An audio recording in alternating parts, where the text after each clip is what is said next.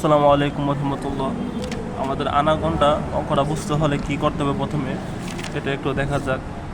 প্রথমে আমাদেরকে এখানে শিখতে হবে 3 দন্তে 1 কান্তি আর 3 কান্তি 1 করা, 4 করায় 1 ঘন্টা, 20 ঘন্টায় 1 আনা আর 16 আনায় 1 টাকা।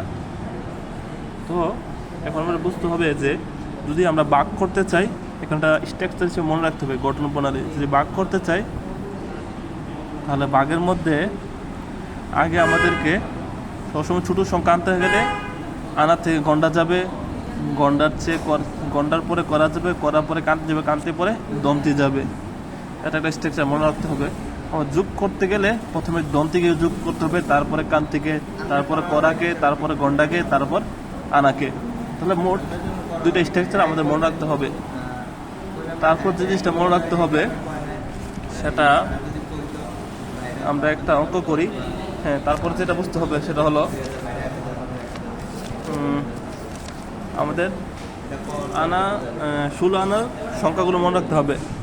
তো এটা হচ্ছে 16 আনার সংখ্যা, যেমন 1 আনার চিহ্ন, এটা 2 আনার চিহ্ন, এটা 3 আনার চিহ্ন, এটা 4 আনার চিহ্ন, এটা শেষে যে শূন্য একটা দশমিক, এটা দশমিক না, এটা যদি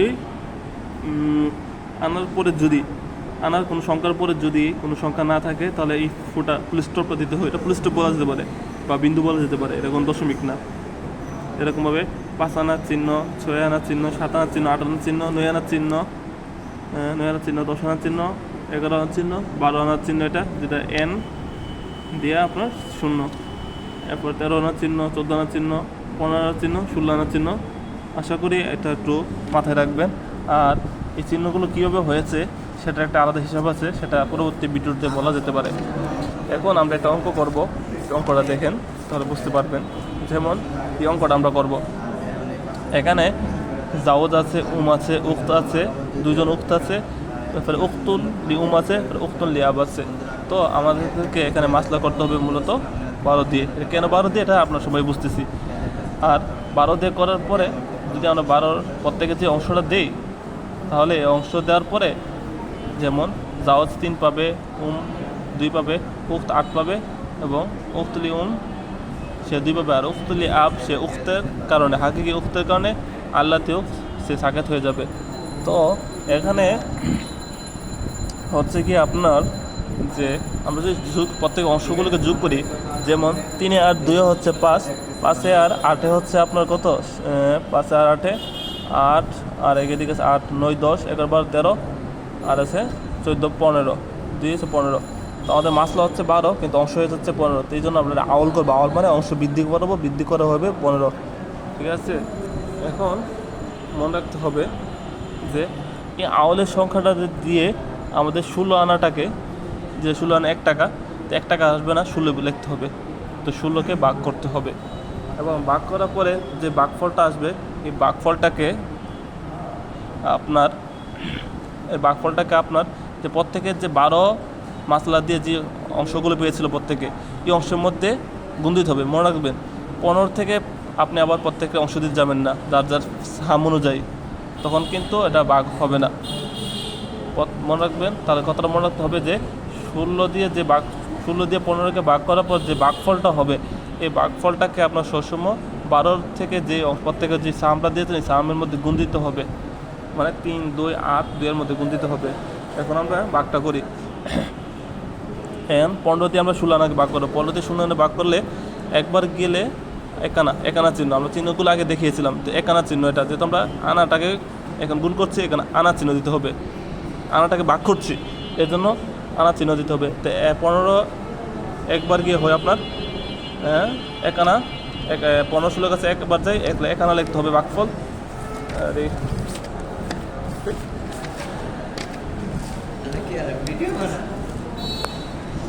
তো 1 আনা লিখতে হবে, যেহেতু আমরা আনাকে ভাগ করছি এই জন্য 1 আনা লিখতে হবে। তো 15 16 আনার কাছে একবার যায়, এই জন্য 1 আনা লিখছি, আর 1 রয়ে গেছে।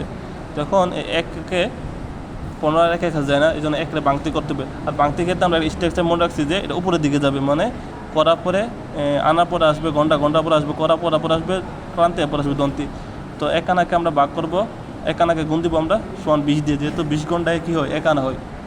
তো 1 আনাকে আমি বাংতি করেছি 20 দিয়ে, তো 20 দিয়ে ভাঙতে করে 20 এসেছে, নিচে দেখেন 20 এসেছে। 20 আসার পরে এখন আমরা 15কে 20-এর মধ্যে গুণ দিব, ভাগ দিব। তোরা 15 20-এর কাছে একবার গিয়ে একবার যায়। এখানে 20 বলতে 20 ঘন্টা, যেহেতু আমরা এক কানাকে 20 ঘন্টা করেছি এই জন্য 20 ঘন্টা। তো 15 20 ঘন্টার কাছে একবার যায়, এই জন্য 1 লিখেছি। মনে রাখতে হবে যে ঘন্টার সংখ্যাটা সবসময় স্বাভাবিক সংখ্যা দিয়ে লিখতে হয়। এর জন্য স্বাভাবিক সংখ্যা দিয়ে লিখতে হয়। আমাদের ভিডিওটা লং হয়ে যাচ্ছে, প্রায় 5 মিনিট হয়ে গেছে, একটু তাড়াতাড়ি করি। তো 15 20 ঘন্টার কাছে একবার গেছে, গিয়ে আপনার 15 হয়েছে। তো আমরা 1 লিখেছি ভাগফল। এখন 20-এতে 15 গেলে থাকে 5। তো 5-এর কাছে আবার 15 যায় না, 15 5-এর কাছে যায় না, এই জন্য এই 5 হচ্ছে আপনার ঘন্টার ভাগফল। তাহলে এই 5 ঘন্টাকে আমরা ভাঙতি করব। আপনার ঘন্টা পুরো হচ্ছে কি করা। তাহলে আমরা জানি যে 4 করায় 1 ঘন্টা হয়। তাহলে আমরা এই 5-এর গুণ দিব 4 দিয়ে। তাহলে আমাদের এই 5 ঘন্টাটা আমাদেরকে ভাঙতি হয়ে এসেছে 20 করা। তো আমরা 20 লিখেছি।